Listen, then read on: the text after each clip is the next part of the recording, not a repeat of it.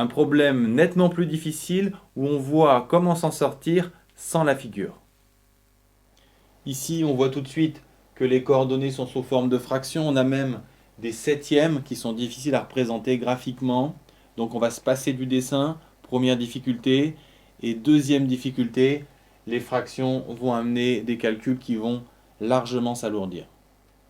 Première question, pour montrer que D, E, F appartiennent à un même cercle de centre A, même si on n'a pas de dessin, on va essayer de visualiser. On a un centre A, on a 3 points qui sont sur le cercle, ils sont à la même distance du centre A, donc on s'attend à avoir, et on va démontrer qu'on doit avoir AD égale AE égale AF. On commence par calculer AD carré en appliquant la formule. Pour faire la différence de ces fractions, on met au même dénominateur, on met tout sur 14. Moins 1 demi au carré, ça fait un quart. Ici, on a moins 14e. On le met également au carré. À nouveau, on a une addition de fractions, donc on doit faire une mise au même dénominateur. Et on n'oublie pas de simplifier la fraction pour obtenir 25 sur 98. On travaille de la même façon pour AE carré. Étape par étape, on s'attend à obtenir 25 sur 98. Et après simplification, c'est bien le résultat. Pour AF carré, on s'aperçoit qu'on a un demi au carré, c'est-à-dire un quart, et on a à nouveau un 14e au carré, comme tout à l'heure. Donc, on a tout de suite 25 sur 98. On a donc les trois longueurs qui sont égales à racine de 25 sur 98.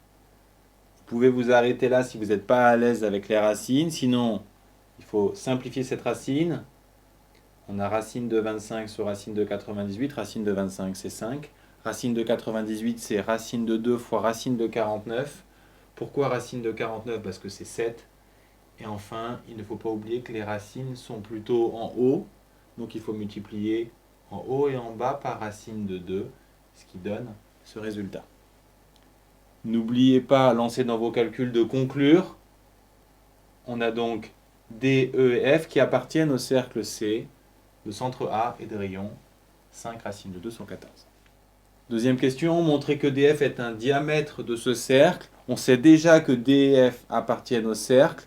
Donc pour être sûr que DF est un diamètre, deux possibilités. Soit vous calculez le milieu de DF et vous montrez que c'est le centre du cercle, soit vous calculez la longueur DF et vous montrez que c'est 2 fois le rayon.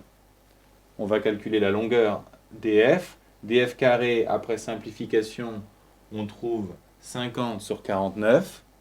Donc, DF, après simplification aussi, donne 5 racines de 2 sur 7, avec les mêmes étapes qu'ici, qui fait 2 fois le rayon. Donc, on a bien DF diamètre. Rappelez bien que les points DF sont sur le cercle.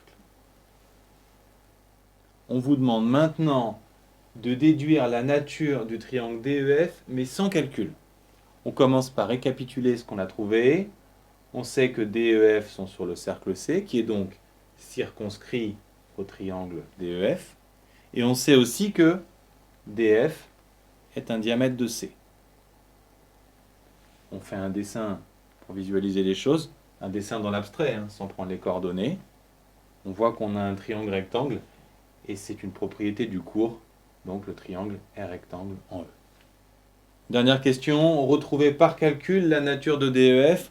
On sait que c'est un triangle rectangle et par calcul, on connaît la méthode, c'est la réciproque de Pythagore. On va donc calculer DE carré, DF carré et EF carré. On y va. DE carré, on l'a déjà, c'est 50 sur 49. Ensuite, on calcule DE carré, on trouve 10 sur 49 après simplification. Et EF carré, également après simplification, on trouve 40 sur 49. On a bien DE carré plus EF carré égale DF carré. Donc le triangle est rectangle en E d'après la réciproque de Pythagore. Enfin, pour finir, si vous vous sentez perdu sans dessin, il y avait un moyen de dessiner ces coordonnées de façon simple et précise. Il suffisait de prendre une unité de 7 carreaux, ce qui vous permettait d'avoir des résultats justes pour DEF et de tomber au milieu de 2 carreaux pour A, ce qui ne pose pas vraiment de problème.